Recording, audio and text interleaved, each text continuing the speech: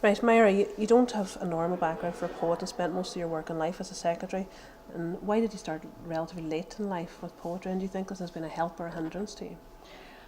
Wonderful time.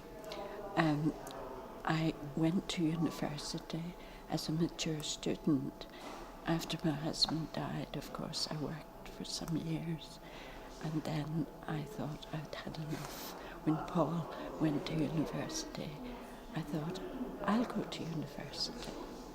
So I did some O-levels and A-levels. And at the age of 59, I went to university to study English at Coleraine. And that opened up everything that I loved. Books, poetry, literature.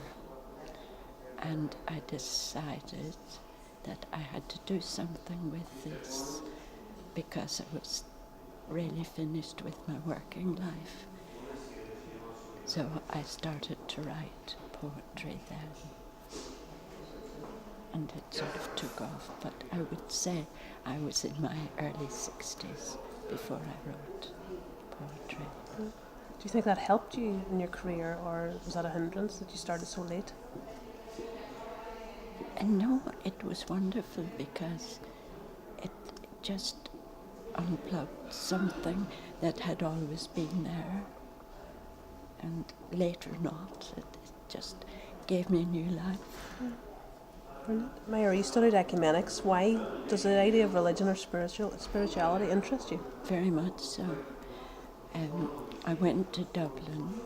After I finished my degree, I went to Dublin to do a diploma in ecumenics at the School of Ecumenics, and was 2 years there. And that was wonderful. Very, very difficult because I had to study theology, which I knew nothing about, and politics of all things, which I wasn't interested in. But it was a wonderful time. And then, of course, I had a good time living in Dublin. I came back from Dublin and did an MA in Anglo-Irish literature back at Coleraine. So that was another great time. Now that took me into my 70s. So that was, I would say, the best time of my life, really. Right. Would you say you were a religious poet then? No, I don't like to be called a religious poet because I don't have any, what would I say, any really dedicated religious beliefs. With the ecumenics, it covers all faiths and none, and that's fascinating to study different, like Buddhism, Hinduism. Now, I don't know anything much about them, but at least we got a flavour of all faiths.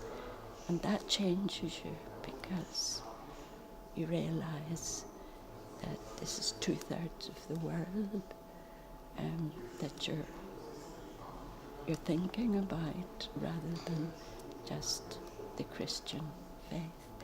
So I would say with my poetry, it is more a journey, a probing, again, Coleridge's existence, why we're here.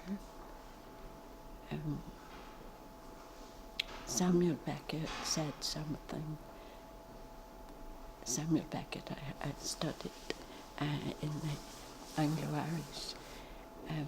He said that he always felt that somebody had been murdered inside him before he was born. And he always wanted to find that person and bring them back.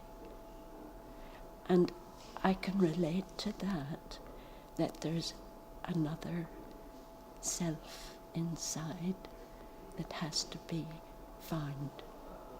And my poetry, it leans towards that search for the real person, the real self.